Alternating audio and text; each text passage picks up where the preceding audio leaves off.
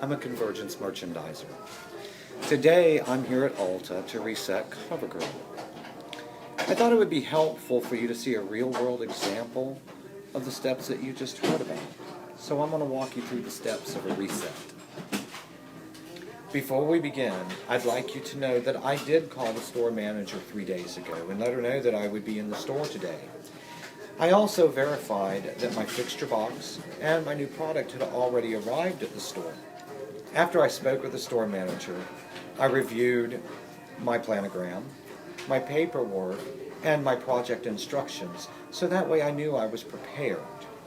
Now, before we start with anything in the store, excuse me while I make my attendant's phone call.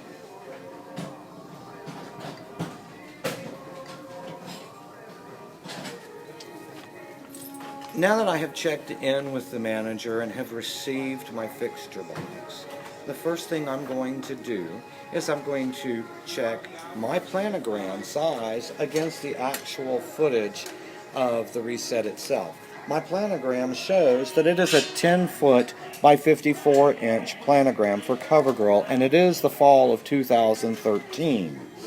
This is very important that you make sure it's not only the right size, but the right season.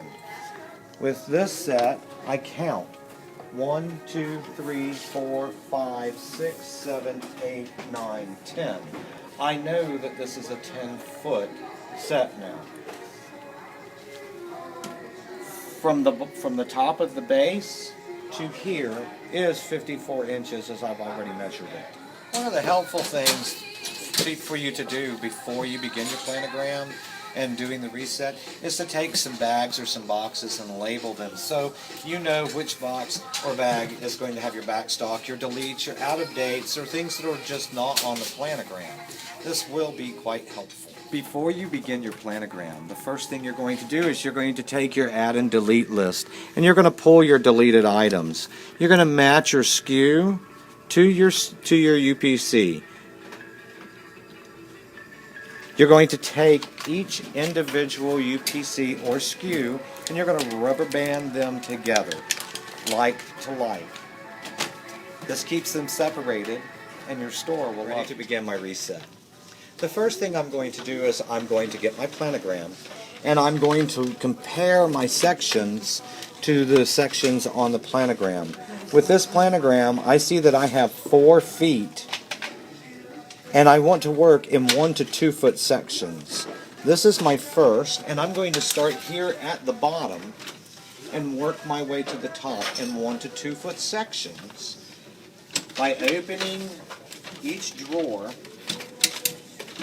I can compare my inside labels to the product, making sure that each individual item stays where it belongs, or does it move?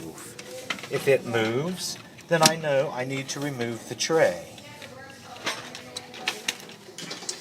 If an item moves or a tray moves, then remove it. I know that these two move and change places. So if I'm going to make a space, I need to fill it and clean as I go. If you clean as you go, it makes your life easier and it makes for a much more beautiful set.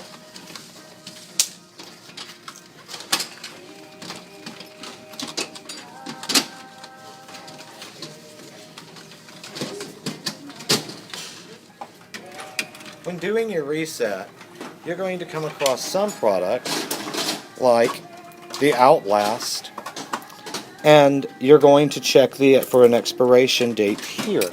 If it's outdated, pull it and put it in your box that is marked out of date. The rest of the remaining product, you're going to rotate with the oldest to the front, newest to the back. Another thing you're going to look for is what we call package change. With the clean liquid makeup, they did change the lid colors. So you're going to rotate the oldest, the shiny lids, to the front and the color lids to the rear. Working each one of your trays, you're going to work in a left to right motion. Also, throughout the entire set, left to right. It makes it easy. Start from bottom and work your way through to the top. Again, work in 1 to 2 foot sections. If it does not move, rotate the product. Make sure that you clean as you go, dusting inside the tray, in behind the product, and then inserting the tray back into its proper place. I've finished my 2 sections, so what I'm going to do now is I'm going to, again, check my labels. My inside labels should match my product. And they do. My product should match my planogram, and it does. Once I know this, I will close my tray and I will put my outside label in place, just as I have done here. In your fixture box, you're going to find graphics packages. Sometimes one, sometimes more. Follow your planogram, and it will tell you where your graphics go. Each one of these graphics will have a number at the bottom so you can locate it on your planogram.